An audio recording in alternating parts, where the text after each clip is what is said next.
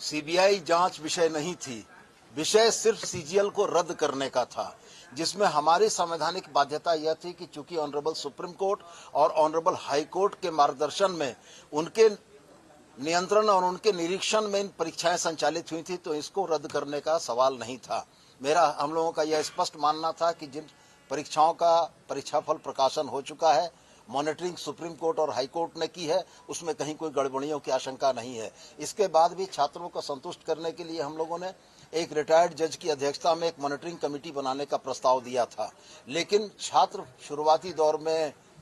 CGL रद्द करने का विषय और बाद में जब सीजीएल रद्द करने के विषय में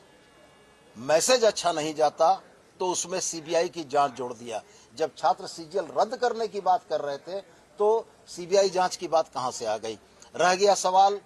14वीं जेपीएससी में हम लोगों ने दो एस्पेक्ट पर जांच को बिल्कुल स्वीकार किया था कि क्रिमिनल कॉन्स्पिरेसी, आपराधिक कृत्य जो हैं, इसकी जांच हमारी सीआईडी करेगी और फाइनेंशियल इम्प्लीकेशंस आए हैं तो इसकी जांच ईडी करेगी। इससे ज्यादा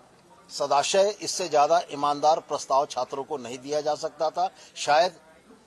झारखंड मुक्ति मोर्चा, हेमंत सोरेन नीत सरकार पूरे देश का पहला ऐसा विपक्षी राज्य होगा जिसने अपने यहाँ की हुई गड़बड़ियों के लिए ईडी को जांच का आग्रह करने का निर्णय लिया था। ये तमाम चीजें सरकार की उस मंशा को दर्शाती थी जो सरकार यह सोचती है कि छात्र हमारे हैं, लेकिन साथ में आज के कृत्य इस बात को उजागर करते हैं कि छात्रों के निर्दोष आंदोलन को जिस तरीके से भारतीय जनता पार्टी ने हाईजैक करने की कोशिश की है, उन छात्रों की भी बद्दुआ लगेगी, उन छात्रों के अभिभावकों की भी बद्दुआ लगेगी कि उनके निर्दोष आंदोलन को राजनीतिक कलर देने का यह कुत्सित प्रयास भारतीय जनता पार्टी को भारी पड़ेगा। छात्र सीधे संवाद में थे,